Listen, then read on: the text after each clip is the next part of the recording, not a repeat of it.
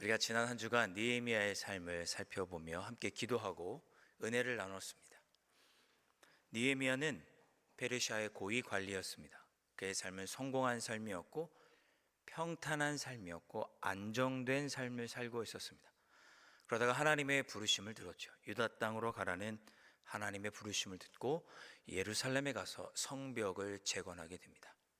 성벽을 재건하는 일은 쉽지 않았습니다.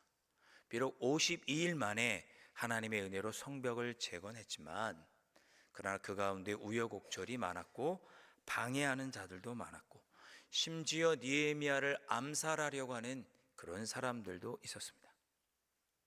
그렇게 힘들고 어려운 상황에서도 느헤미야는 하나님께 기도했고 하나님의 뜻에 순종하면서 하나님이 주신 은혜로 예루살렘 성벽을 완공하게 됩니다. 완공하고 끝이 아니라 그는 12년 동안 예루살렘을 다스리면서 예루살렘에 다시 하나님이 기뻐하시는 백성으로, 유다 백성이 하나님만을 섬기는 백성으로 설 수 있도록 다스렸습니다. 12년 동안 유다 백성들은 하나님께 예배드리고 말씀을 듣고 기도하고 그리고 하나님이 주시는 힘으로 살아가기를 다짐했고 이제 다시 우리가 부흥할 것이라고 하는 꿈과 희망을 갖게 되었습니다. 그렇게 느헤미야가 유다를 다스리고 예루살렘의 총독으로 유다를 다스린 후에 가장 마지막에 하는 기도가 오늘 우리가 읽었던 말씀이 되겠습니다. 근데 오늘 읽었던 29절부터 31절의 말씀을 보면 느헤미야가 하나님께 기억하여 주시옵소서라고 두 번의 기도를 합니다.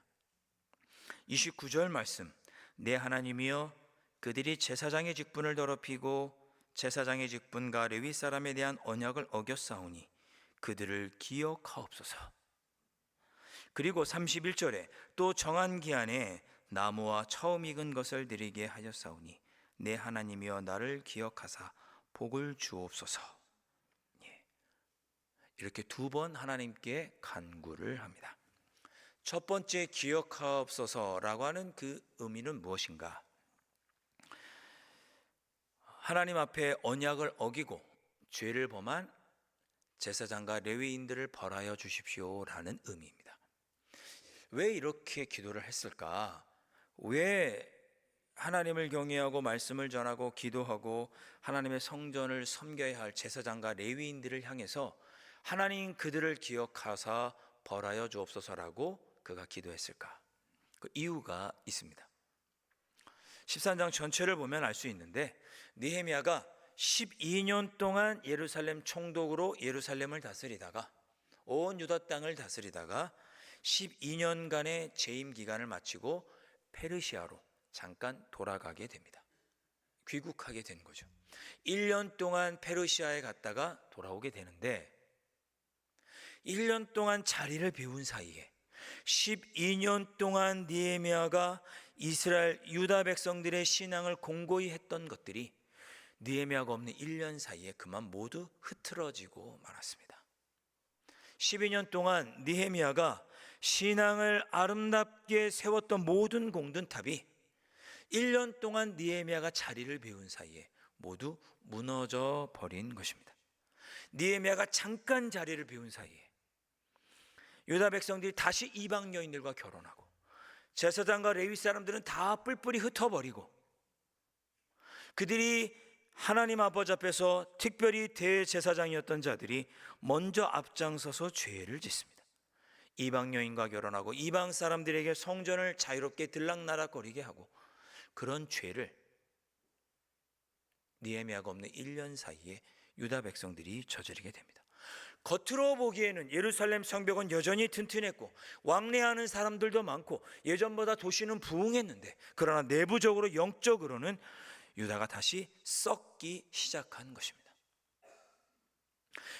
느헤미야가 다스리던 12년 동안에는 전혀 그런 일이 없었는데 1년 동안 잠깐 자리를 비운 사이에 유다의 종교 지도자들이 그런 악을 저지르기 시작했습니다. 그래서 1년 뒤에 돌아온 느헤미야가 그 모습을 보고 너무나 안타까워서 하나님, 이 백성을 하나님의 백성대로 살지 못하도록 했던 제사장과 레위인들, 하나님의 언약을 지키지 않았던 이들을 아버지 하나님 기억하고 벌하여 주십시오라는 의미로 하나님께 기억하여 주십시오라고 기도했던 것입니다.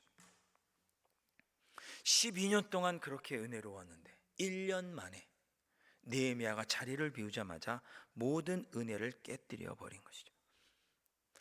여러분, 지난 한 주간 저희가 뜨겁게 기도했습니다. 많은 은혜 받으신 줄로 믿습니다. 그런데 혹시 금요일 날 은혜 받고 그 은혜를 벌써 깨뜨려 버리신 분이 없을까? 집에 돌아가면서 싸우신 분 안 계십니까? 네, 우리 그런 얘기 하시더라고요. 은혜 받은 다음에 가장 사탄이 역사한다, 그런 얘기들을 하십니다.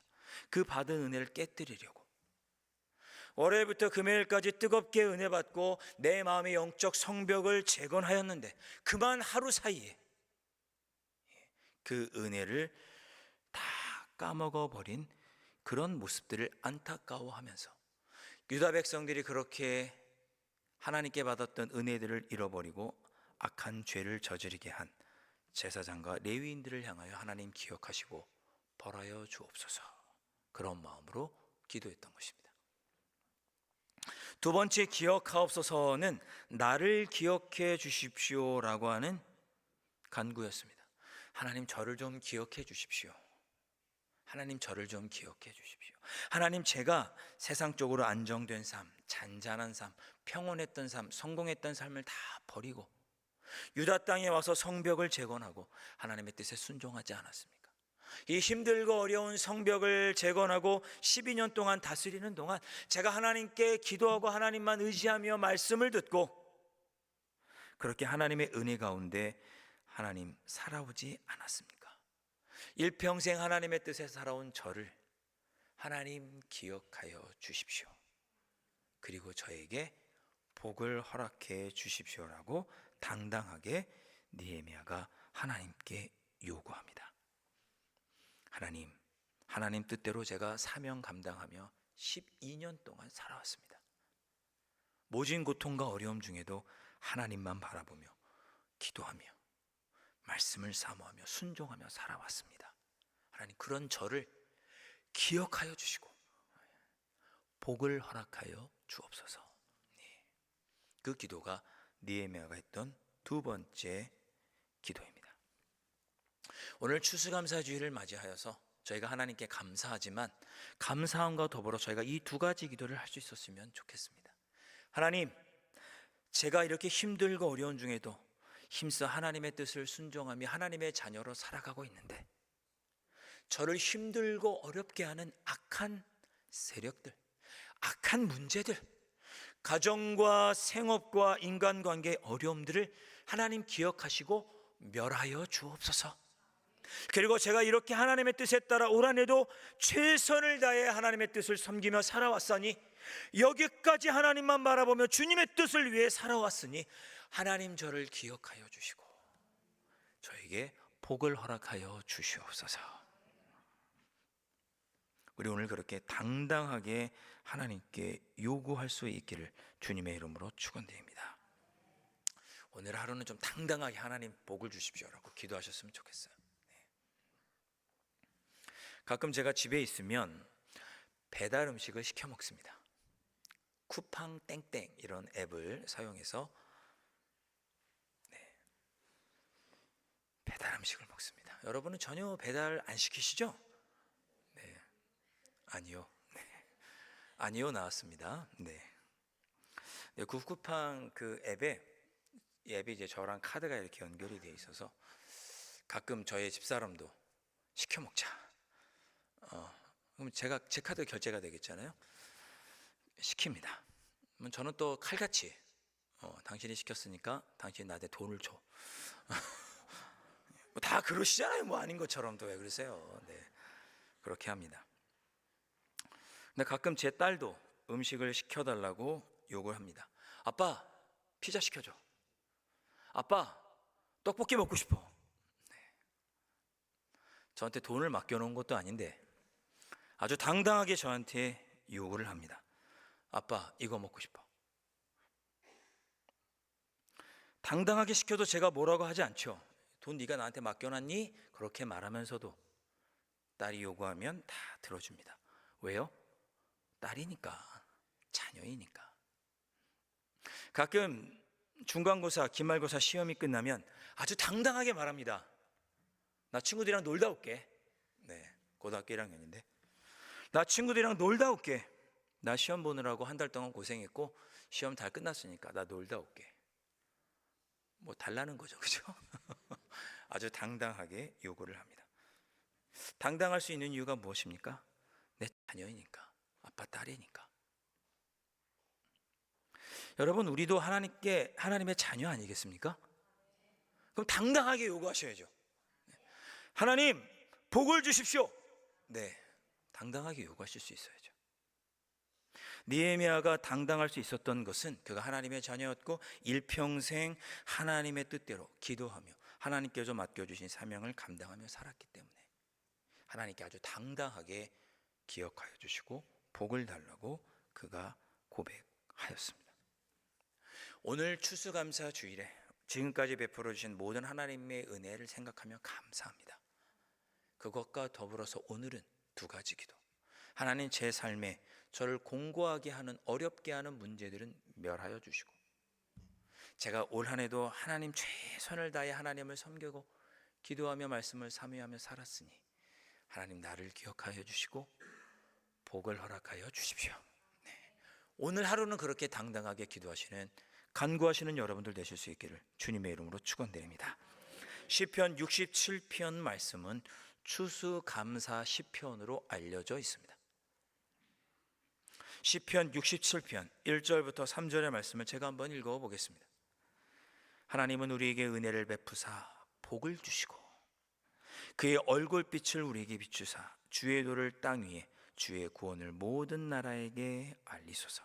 하나님이여, 민족들이 주를 찬송하게 하시며 모든 민족들이 주를 찬송하게 하소서.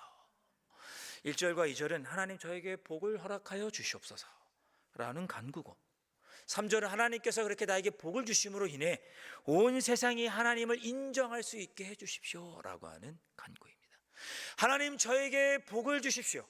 내가 하나님께 은혜와 복을 받음으로 인해 세상 사람들이 나를 보고 하나님을 인정하며 찬송하게 하여 주옵소서. 6절과 7절 말씀도 함께 보겠습니다. 땅이 그의 소산을 내어주었으니 하나님 곧 우리 하나님이 우리에게 복을 주시리로다. 하나님이 우리에게 복을 주시리니 땅의 모든 끝이 하나님을 경외하리로다. 아멘. 하나님께서 주의 자녀들에게 복을 주신다고 거듭 말씀하시고 온 땅이 하나님을 경외하게 될 것이라고, 복을 받은 우리를 통해 온 땅이 하나님을 경외하게 될 것이라고 오늘 시편 67편은 또한 고백하고 있습니다. 오늘 우리 추수감사주를 맞아서 하나님의 은혜에 감사할 뿐만 아니라 하나님 저를 기억하고 올 한해 하나님의 뜻대로 순종하며 살았으니 저에게 복을 주옵소서. 그렇게 간구하실 수 있기를 다시 한번 주님의 이름으로 축원드립니다. 청교도들이 처음 메이플라워를 타고 신대륙에 도착했을 때 늦가을이었습니다. 농사를 지을 수가 없는 상황이었던 거죠. 그들은 그 겨울 혹독한 식량난과 추위에 떨며 버팁니다. 그들은 그런 상황에서도 자기 집을 먼저 짓지 않고 예배당을 먼저 짓고 그 다음에 자기 집을 지었습니다. 그 겨울을 지내는 동안 도착한 102명 중에 44명이 사망했습니다. 거의 절반에 가까운 사람들이 사망한 거죠. 농사도 잘 되지 않았습니다. 겨우 인디언들에게 옥수수를 재배하는 법을 배웠고 한 해가 지나 그 옥수수 농사한 것을 가지고 인디언들을 초대해 함께 감사의 예배를 드린 것이 추수감사절의 기원입니다. 여러분, 청교도들이 추수감사주일 예배를 드릴 때 그 삶이 평탄해서 좋은 일만 가득해서 감사를 드린 것이 아니었습니다. 비록 그들이 힘들고 어렵지만 하나님께서 힘들고 어려운 중에도 하나님께서 우리를 지키시고 돌보아 주신 것을 기억하고 하나님, 저 이렇게 하나님의 뜻과 은혜를 누리며 살았으니 저에게 앞으로도 복을 주십시오 라고 감사하며 추수감사주의를 지켰던 것입니다. 오늘 하루만큼은 우리 모두 하나님께 복을 간구하시고, 하나님, 우리 모두가 주님 안에서 기쁨과 행복을 누리는 참으로 기쁘고 복된 하루로 보낼 수 있도록 인도하여 주십시오. 그렇게 간구하시고 기쁨으로 오늘 하루를 보내시는 여러분들 되실 수 있기를 주님의 이름으로 축원드립니다. 기도하겠습니다.